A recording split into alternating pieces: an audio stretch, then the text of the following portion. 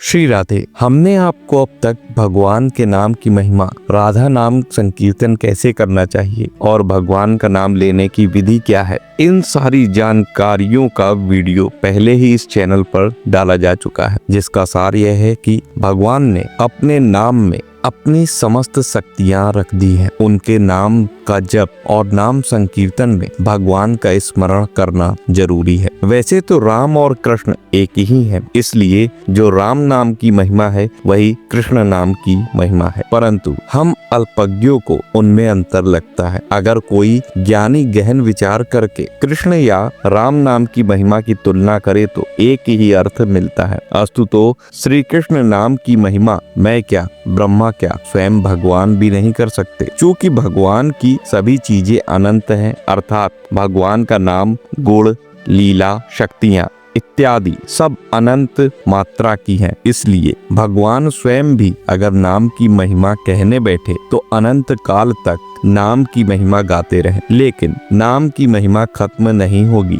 श्री कृष्ण नाम की महिमा ब्रह्म वैवर्त पुराण, भागवत पुराण, पद्म पुराण और भी अन्य पुराणों में मिलती है। ब्रह्म वैवर्त पुराण के अनुसार श्री कृष्ण नाम की महिमा और श्री कृष्ण का अर्थ। श्री राधा जी के द्वारा कृष्ण नाम की व्याख्या श्री राधा जी कहती हैं, कृषि उत्कृष्टवाची ड़ा सद्भक्तिवाचक और आ दात्रवाचक है। इसी से विद्वान लोग उन्हें कृष्ण कहते हैं। परमानंद के अर्थ में कृषि और उनके दास्य कर्म में ड़ा का प्रयोग होता है। उन दोनों के दाता जो देवता हैं उन्हें कृष्ण कहा जाता है। श्री राधा जी कहती हैं, भक्तों के कोटि जन्म अर्जित पापों और क्लेशों में कृषि का का तथा उनमें नाश में ड़ा का व्यवहार होता है। इसी कारण वे कृष्ण कहे जाते हैं। सहस्त्र दिव्य नामों की 3 आवृत्ति करने से जो फल प्राप्त होता है वह फल कृष्ण नाम की एक आवृत्ति से ही मनुष्य को सुलभ हो जाता है। वैदिकों का कथन है कि कृष्ण नाम से बढ़कर दूसरा नाम ना हुआ है ना होगा। कृष्ण नाम सभी नामों से परे है। हे गोपी, जो मनुष्य कृष्ण कृष्ण यो कहते हुए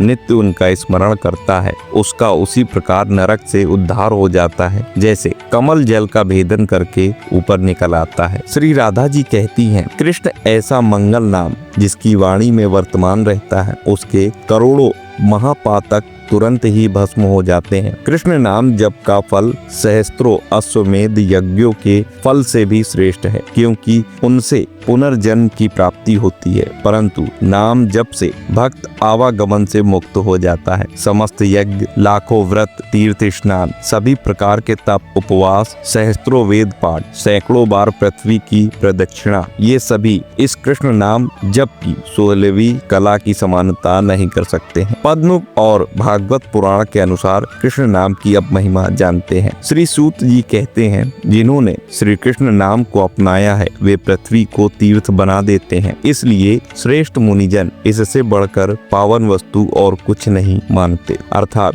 जिन्होंने कृष्ण नाम को अपना लिया है, मीरा बाई जैसे भक्तों ने, वे इस पृथ्वी को तीर्थ बना देते हैं। जो श्रेष्ठ ज्ञानी है वे हरि भक्ति मांगते हैं, क्योंकि हरि भक्ति से बढ़कर कोई वस्तु नहीं है। एक बार राम जी ने काक भुसुंडी जी से कहा, हे काक भुसुंडी, तू मुझे अत्यंत प्रसन्न जानकर वर मांग। अणिमा आदि अष्ट सिद्धियां, दूसरी रिद्धियां तथा संपूर्ण सुखों की खान मोक्ष, ज्ञान, विवेक, वैराग, विज्ञान, तत्व ज्ञान और वे अनेकों गुण जो जगत में मुनियों के लिए भी दुर्लभ है, ये सब मैं आज तुझे दूंगा, इसमें संदेह नहीं। जो तेरे मन को भावे सो मांग ले। परंतु काक भुसुंडी ने इनमें से एक भी चीज नहीं मांगी। वे सोचने लगे कि प्रभु ने सब सुखों को देने की बात कही, यह तो सत्य है, पर अपनी भक्ति देने की बात नहीं कही। भक्ति से रहित सब गुण और सब सुख वैसे ही फीके हैं जैसे नमक के बिना बहुत प्रकार के भोजन के पदार्थ। भजन से रहित सुख किस काम के। तब काक भुसुंडी जी ने कहा, आपकी जिस अविरल, प्रगाढ़ और विशुद्ध अनन्य निष्काम भक्ति को श्रुति और पुराण गाते हैं, जिसे योगीश्वर मुनि खोजते हैं और प्रभु की कृपा से कोई विरला ही जिसे पा पाता है। हे भक्तों के मन इच्छित फल देने वाले कल्प वृक्ष, हे शरणागत के हितकारी, हे कृपा सागर, हे सुखधान श्री राम जी, दया करके मुझे अपनी वही भक्ति दीजिए। अतएव यह जानना चाहिए कि भगवान की भक्ति ही सबसे श्रेष्ठ है। ब्रह्मा जी बोले, नारद, तपस्या के रूप में किया जाने वाला जो संपूर्ण प्रायश्चित है, उन सब की अपेक्षा श्री कृष्ण का निरंतर स्मरण श्रेष्ठ है। भागवत पुराण में श्री सुखदेव जी महाराज परीक्षित जी से कहते हैं, यो तो कलयुग दोषों का खजाना है, परंतु इनमें एक बहुत बड़ा गुण है। वह गुण यही है कि कलयुग में केवल भगवान श्री कृष्ण का संकीर्तन करने मात्र से ही सारी आसक्तियां छूट जाती हैं और परमात्मा की प्राप्ति हो जाती है। स्कंद और ब्रह्मांड पुराण के अनुसार कृष्ण नाम की महिमा और श्री कृष्ण का अर्थ क्या है जानते हैं। यमराज नाम